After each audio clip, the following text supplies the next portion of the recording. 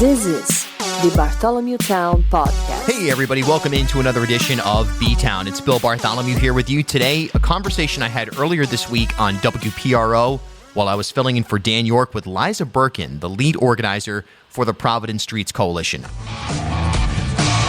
At 4:08, it's Bill Bartholomew in for Dan here on this glorious Monday afternoon here in southern New England. Hope you're enjoying it. Whether you're at work today, if you're off, if you're riding around, driving around, whatever. Lots on the table today. Lots of interesting topics to get to. I'll be back tomorrow as well in for Dan from 3 to 6, and we can keep the conversation going. I know I saw some of you calling in on the catalytic converter conversation we had in the last half hour. Feel free to email me, bill@ripodcast.com, if you have a thought on that. And perhaps in the 5 o'clock hour, we'll have some time for a bit of an open forum. But right now, you guys hear about this bike lane fiasco that's playing itself out in Providence right now? I mean, this is the kind of stuff that's unbelievable to me at times. The lack of communication, potentially, I don't want to say this with any degree of suggested certainty, but the disagreement at minimum between members of the McKee administration and the Department of Transportation in particular, and Mayor Elorza, that spills over into the situation I'm about to describe. So, as part of a Great Streets, it's called the Great Streets project in Providence, basically revisiting, reimagining the streets of Providence to be much more pedestrian and bike friendly. And it's something that is an outstanding concept, right? I mean, there's no doubt about it. If you live in Providence, if you work in Providence, you probably have come to understand that the city is in need of a number of different infrastructural transitions and updates. And we're in a time now where riding your bike is, and should be, and in many other cities, and not just places like New York or San Francisco, but other smaller, forward-thinking cities, even those that don't necessarily have quote-unquote progressive or liberal ideologies. Certainly Chattanooga, Tennessee comes to mind, a place that I visited a number of times that has a lot of innovation happening. Certainly Austin, Texas has these qualities as well, where bike infrastructure and pedestrian infrastructure is given the same weight as motor vehicle and I guess you would even say transit in the form of a bus infrastructure. So anyway, they're building a bike lane on South Water Street. That's down by the pedestrian bridge and across from the CIC Center next to Plant City, all that. The plan calls for a reduction of motor vehicle lanes from 2 to 1. Okay, but it retains the same amount of parking spots on both the right and left side of the street and installs a bike and pedestrian lane in that same stretch of roadway. So this thing is basically done. They've poured concrete, the paint's dry, the infrastructure's in place, and lo and behold, the Department of Transportation sends a letter to Mayor Elorza dated October 6th. Dear Mayor Elorza, the Rhode Island Department of Transportation has observed but neither the DOT nor the Federal Highway Administration was ever notified that the city of Providence has begun making significant changes to South Water Street in Providence that are inconsistent with a maintenance agreement signed by the city, the Department of Transportation, and the Federal Highway Administration on July 21st, 1999. And they order a work stoppage on this basically 99.999% complete project. Unbelievable. So there's an issue of a lack of communication from the Elorza administration to the Department of Transportation. And then there's just this, can you believe that? How impractical and ridiculous that idea is? It's not unprecedented, by the way. You think back to, I think it was the Eaton Street bike lane. Remember that one that they put it in and they tore it up like a month later or less than a month later? But here we have a robust project that makes sense for the city, and somehow bureaucracy and politics are getting in the way. Joining us on the Seekonk Supply Hotline is Liza Burkin. She's the lead organizer of the Providence Streets Coalition. Good afternoon, Liza. Bill, thank you for such a thoughtful and informed and highly contextual introduction to that. Wow. Really enjoyed it. Well, no problem. This is such a weird issue. From your perspective, for those of you listening, whether you're listening in Rhode Island, Connecticut, Massachusetts, wherever, Liza is one of the lead advocates for moving the state forward in terms of transportation in a lot of senses, not only bicycle and pedestrian-wise, but also in terms of rethinking bus hubs and things like this. So putting on that hat, what's your observational instinct and your first thought on what's happening on South Water Street right now in terms of the politics at play? Yeah, great question. So I think, unfortunately, this is actually a very common situation that we see between the push and pull of the politics and the priorities between city governments and state governments. Forever, for a very long time, we built highways through our cities in order to bring suburban commuters into the city, which divided low-income communities of color in irreparable ways. And really, we've learned how much of a mistake that has been. It disconnects our neighborhoods from one another, so our kids can't walk or bike from one neighborhood to the other because of a giant highway blocking their way. And air pollution is a huge issue in the city of Providence. We have like the 9th highest asthma rates. But it's really the priority of the state government to interlace and all the cities with highways. And that happened in Providence, of course.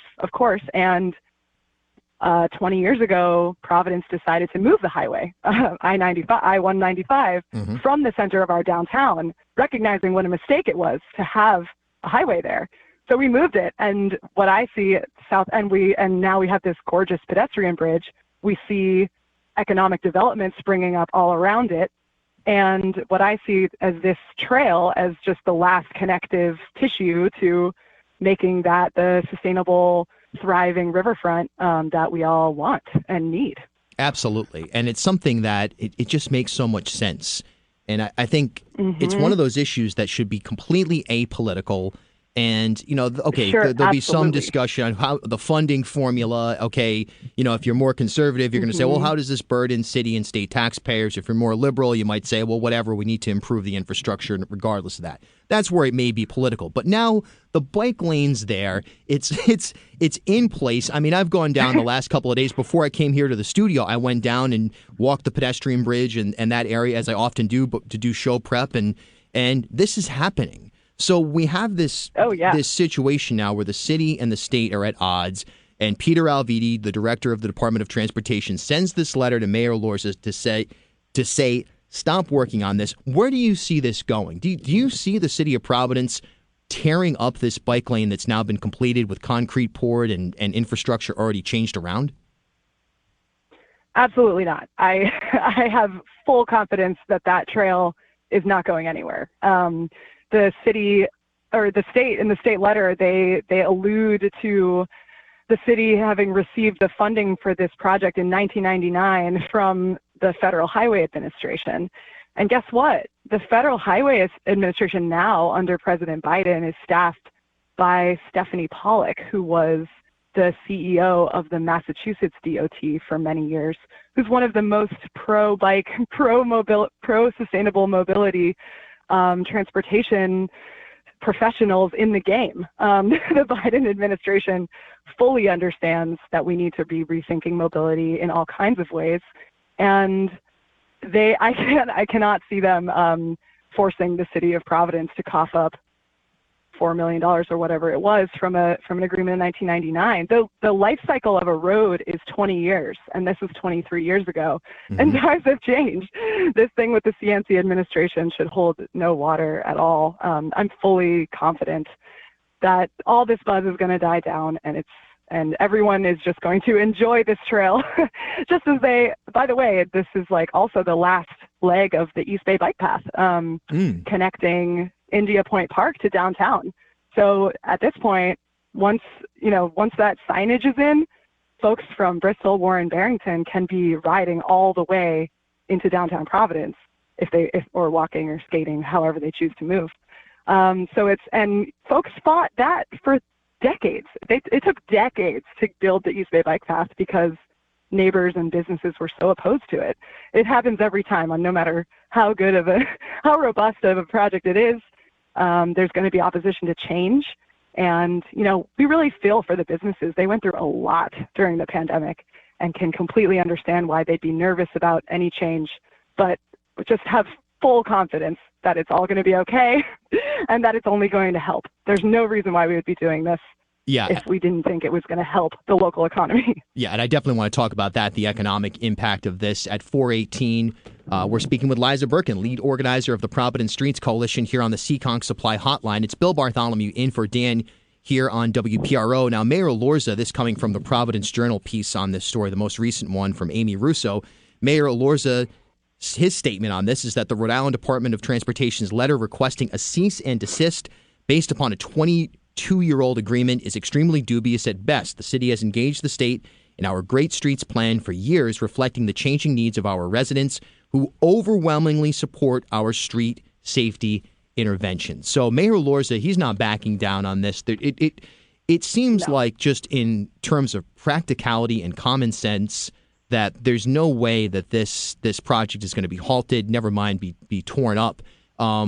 Is this about bickering between, lingering disagreements, dislike, whatever, between state and city government with the personalities involved in the McKee administration and Mayor Elorza? Is this just like sort of a petty fight, like the food fight level of disagreement? I'm not in those rooms. I'm not in the. I don't have a personal. View into that. But I would have to assume so. Gotcha. This is certainly not the first battle that the city has had against Rhode, who, if you recall, advocates really tried to get the 610 highway to be a walkable, bikeable, transitable boulevard that was going to cost the state. Oh, by the way, there is a huge conservative argument for the types of infrastructure that we promote. The highways that RIDOT builds are hundreds of millions of dollars, and they are so expensive, and they unfortunately don't really seem to understand the concept of induced demand, which is a well-known transportation engineering concept, where when you build a road that's 12 lanes, traffic is going to expand to 12 lanes. Mm-hmm. Traffic is like a gas. It expands to any container that it's given to expand to. It's like a goldfish. It'll just keep growing. And if you constrict a road, that's the best way to reduce the traffic. So this is but it's not their job to know that. It's their job to build highways and continue building highways. That's all they really seem interested in doing. At 4:24, Bill Bartholomew in for Dan here on WPRO. We're discussing the city-state fiasco, if you will, on this new bike path that has been constructed on South Water Street. I don't know if you guys have heard about this, but the bike path is in place. The renovation is complete. The infrastructural changes are done. The concrete's poured. The paint is dry. People are riding on the bike lane. There was a big event on Friday night that took place. And I was out there today, and, a merry time seeming to be had by all.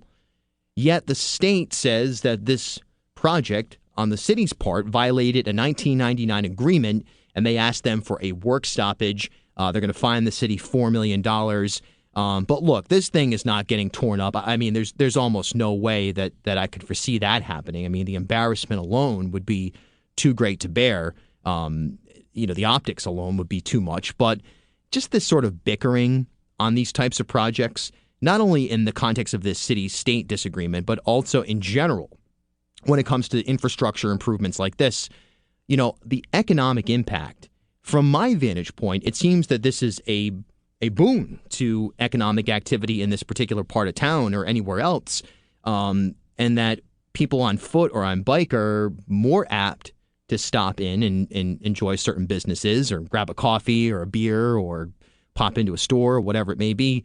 Not to mention that there's no reduction in parking as a part of this plan. So joining us on the line on the Seekonk Supply Hotline is Liza Burkin, lead organizer of the Providence Streets Coalition.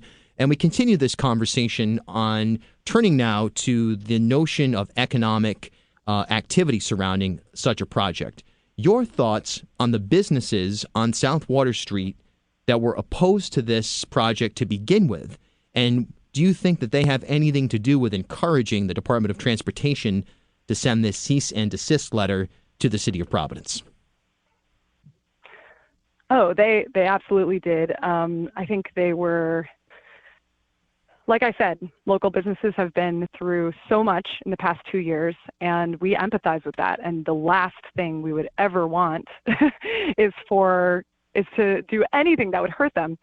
The thing is, Bill, this question of whether or not bike infrastructure is good for businesses has been so, it comes up every time. Every time you do this on a commercial corridor in any city, in any place, there's this kind of opposition. It happens every time. And so because of that, it has been studied over and over and over by researchers from universities around the world. Every year there's new studies because it keeps getting hotly debated. And the studies all point to the same exact result, which is that it is good for business. Biking and walking, exactly as you say, because it's easy to stop, because you're using your senses. You smell something great. Okay, great, I'm just going to stop. You don't have to search for parking. People who are active are generally hungry and thirsty all the time, and very nimble, and often have money to spend. Not always, of course. There's a large part of the population that bikes because they have to, because they don't have any other choice. And those people deserve safety, just like everybody deserves safety. Yeah. The economic impact is not a question. It has been studied to death by researchers from around the globe, and they find over and over how positive it is. Yeah, I just don't get that argument, and I've heard it from a number of different quarters that, somehow this bike path going in is going to impact businesses negatively. And to me, it's like, right. I just don't get it, because I spend a lot of time in that part of town. I enjoy going for a walk on the pedestrian bridge. Everybody does now. Yeah, it's great. It's like, this is the Providence that should be able to be accessed by the entirety of the city. Every single neighborhood in the city of Providence should have uninhibited access to this part of town. And bike lanes, pedestrian ways, and transit in general is really central to that solution. We've got about 40 seconds left. What's the next step in your mind for whether it's inside the city itself or just in general, in terms of connecting neighborhoods and connecting people to the infrastructure and the assets that we develop, such as the pedestrian bridge and the things that surround it? Yeah, awesome. Everybody should just go check out the Great Streets Plan that the city developed. It has envisioned a 75-mile urban trail network that will connect all of the neighborhoods back to each other. And it's just a matter of implementing that plan until we have a complete connected network for the entire city. South Water Street is just one of these many, many projects that are happening currently all over the city this year and next year. And also get in touch. pvdstreets.org is our website, and the entire purpose of our coalition is to raise awareness of these city projects and to communicate more, to raise the level of communication and public participation in these changes. All right, Liza Burkin, lead organizer of the Providence Streets Coalition here on the Seekonk Supply Hotline. Keep up the great work. Thanks for your time. Appreciate it.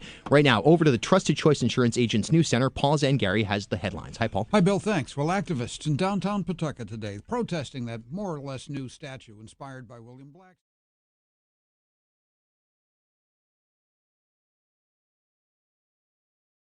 At HealthSource RI for Employers, we provide access to health insurance to more than 1,100 local businesses and nonprofits, and 96% of them renew through us every year.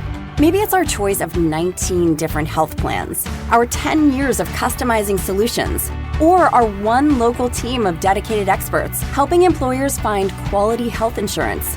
See how our numbers stack up for you. Learn more at healthsourceri.com/employers.